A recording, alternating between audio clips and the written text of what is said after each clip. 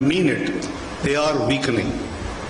People or countries who accept their resolutions and implement fine, those who don't. Still, there is hardly any mechanism where meaningful action can be taken against them. The UN Security Council remains deadlocked by political divisions. There is a strong perception, backed by the examples of Palestine and Jammu and Kashmir, that the Security Council is failing to fulfill its primary responsibility to maintain international peace and security. Global and even domestic economic inequalities are deepening owing to the inherent deficiencies in the global financial architecture. Ladies and gentlemen, debt distress has overtaken more than 100 countries, negatively impacting the achievement of the Sustainable Development Goals, which the UN has been eyeing for years now. Developing countries like Pakistan continue to face the brunt of climate change and crisis, despite contributing negligible in the emissions, but we remain one of the top 10 most vulnerable countries on the globe. Ladies and gentlemen, in this backdrop, cooperation, not confrontation, should be the hallmark of our international approach. That is why Pakistan remains a firm believer in the enduring relevance and importance of multilateralism. As the world's most representative multilateral institution, the United Nations uniquely placed to address global challenges. We support the need for the universal and consistent adherence to the fundamental principles of the UN Charter, including the self-determination of people, non-use or threat of use, and the pacific settlement of disputes. After years, the unanimous adoption of Resolution 2788 during Pakistan's presidency of the UN Security Council, which I chaired in July earlier this year, demonstrates Pakistan's commitment to multilateralism and the peaceful settlement of disputes, respect for the UN Charter, and effective implementation of Security Council resolutions. Excellencies, ladies and gentlemen, we must strengthen multilateral institutions, especially the UN, while adapting them to address contemporary and future challenges. During Pakistan's presidency, we also held a debate as to strengthening of the bond between UN and OIC, which is the second largest multilateral fora on the globe. It is hard to imagine a world without such institutions.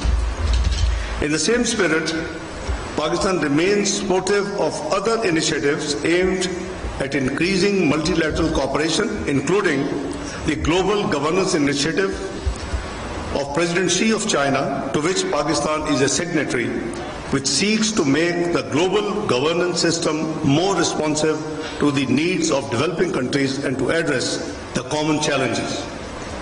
Excellencies, ladies and gentlemen, to strengthen multilateralism, all states, small or large, must accept and respect the principles of UN Charter and international law. To break the vicious cycle of poverty and rising global inequality, we must confront head-on the imbalances in international economic relations. Neither the SDGs nor climate goals can be achieved without international cooperation and strict implementation mechanism. Concrete actions are needed to help developing countries trapped in liquidity crisis and debt distress by ensuring adequate concessional finance, rechanneling unused SDRs, securing a sustained increase in the lending capacity of multilateral development banks, and funding the International Development Association, IDA. The international financial architecture must be reformed to promote development and global financial equity. Likewise, United Nations, including Security Council, require urgent reforms for which Pakistan is fully supportive and actively participating. Ladies and gentlemen, The world trading system must also be redesigned to promote sustainable development. Access to advanced technologies, especially digital technologies, must be equitable, accessible, and non-discriminatory.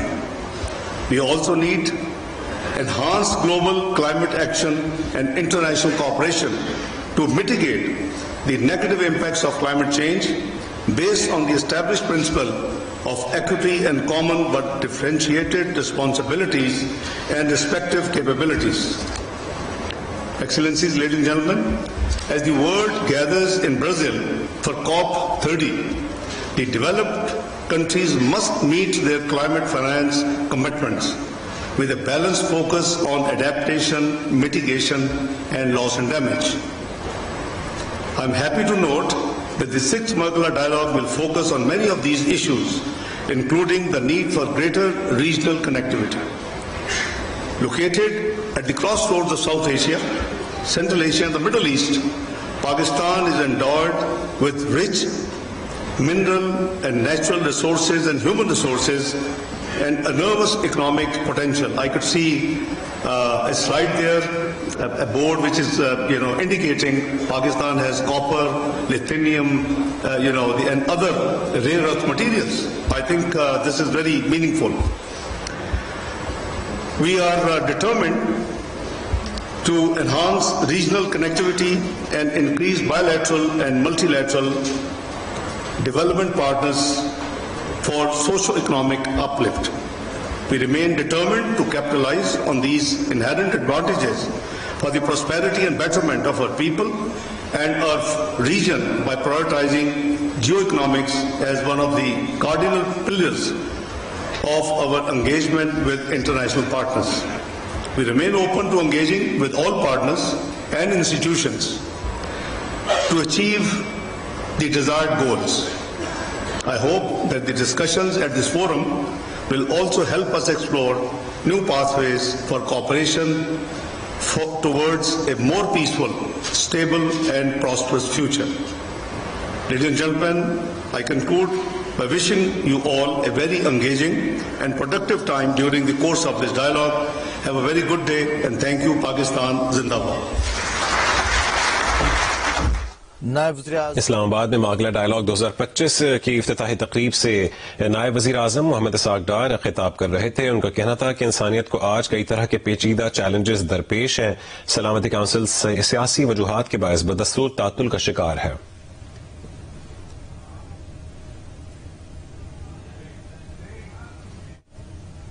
अभी वक्त हुआ है break का।